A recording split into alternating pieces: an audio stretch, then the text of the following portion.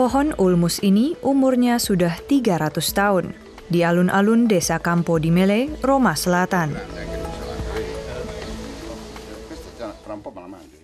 Penduduk di sini tidak akan setua itu, namun mendekati. 20% warga di sini berusia lebih dari 80 tahun. Usia 90 tahun bukan sesuatu yang istimewa. Umberto Brunetti, di usia 74 tahun, dapat dikatakan masih cukup muda. Hampir setiap hari ia bekerja di kebun, ini menyehatkan, ujarnya. Lo chiama ortoterapia. Ini disebut terapi kebun. Artinya, dengan penuh semangat, saya menyibukkan diri, selalu bergerak, bekerja di sini, membersihkan sesuatu di kebun. Saya juga tidak punya air ledeng. Saya mengambil air dari sumur. Ini tentu melelahkan.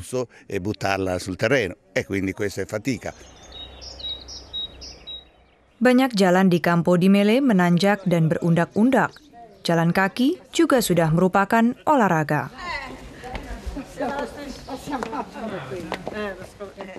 Tapi semakin lanjut usia, semakin besar risiko jatuh.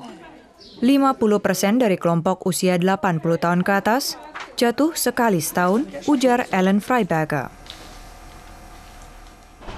Pakar ilmu olahraga dari Erlangen ini menyebutnya sebagai epidemi bisu. Dalam masyarakat, jatuh dilihat sebagai kemalangan, sedikit sekali penelitian mengenainya. Freiberger mengukur daya keseimbangan.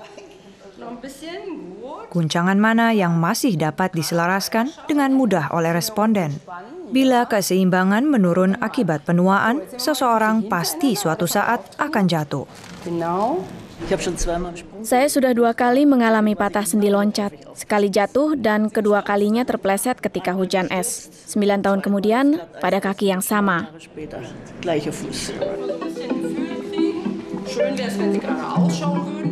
Keseimbangan merupakan isu pertama, dan yang kedua, tenaga. Ini diperlukan supaya tidak jatuh saat berdiri dengan cepat. Bila tidak punya tenaga untuk melangkah dengan kaki yang kedua, Anda kehilangan keseimbangan. Ini yang baru saja kami catat dalam uji coba ini. Dari data-data mengenai tenaga dan keseimbangan, ia mengembangkan program latihan khusus. Ia ingin lebih menstabilkan gerakan lansia, terutama untuk situasi keseharian. Setelah 1,5 tahun ikut pelatihan, para responden lebih jarang jatuh. Pada seorang anak, penyebab kecelakaan akibat hendak melihat batas kemampuannya untuk menjadi lebih baik. Sementara pada usia lanjut, jatuh di sini berarti bahwa kemampuannya menurun. Taraf kecelakaan secara keseluruhan lain. Lebih sering dan lebih parah. Kasus patah tulang paha setiap tahunnya menelan biaya sekitar 2 miliar euro. Freiberger bekerja sama dengan dokter dan peneliti. Tujuannya adalah semacam melatih kebugaran lansia. Kursus anti jatuh ini diharapkan menjadi sesuatu yang biasa di Jerman. Karena dalam proses penuaan, tulang manusia semakin tidak stabil. Pakar biologi dari Institut Leibniz untuk penelitian gerontologi di Jena ini berbicara tentang sebuah keseimbangan. Tulang mengalami proses degenerasi dan sekaligus regenerasi. Tapi pada tikus-tikus percobaan, ia menemukan bahwa regenerasi tulang terhambat melalui unsur tertentu. Akibatnya adalah susut tulang. Pemicunya diperkirakan hormon kortison. Dokter sering menulis resep obat itu bagi lansia, misalnya untuk melawan rematik.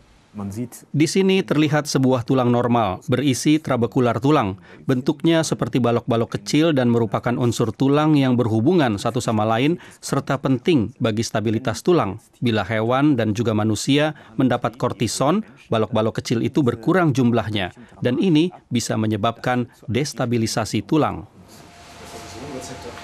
Untuk mengamati tulang-tulang, ia meneliti tikus-tikus yang sudah dibius di tomografi komputer. Dalam sel-sel tikus itu, ia meneliti sebuah loket molekuler, sebuah reseptor yang sangat khusus bagi kortison. Bila kortison berhasil ditempelkan tepat di situ, ini akan berpengaruh melawan peradangan tanpa efek samping. Susut tulang tidak akan terpicu. Ini menarik bagi farmakologis yang mengembangkan perbaikan terapi kortison agar langsung dapat diarahkan ke loket molekuler itu. Melalui penelitiannya, ia ingin mengerti sebagian dari proses penuaan yang rumit itu. Proses penuaan dilihat lebih mudah di Campo di Mele. Tua di sini merupakan turunan. Peneliti menduga penyebabnya gen khusus dari hampir semua penduduk di sini. Banyak penduduk desa ini bersaudara.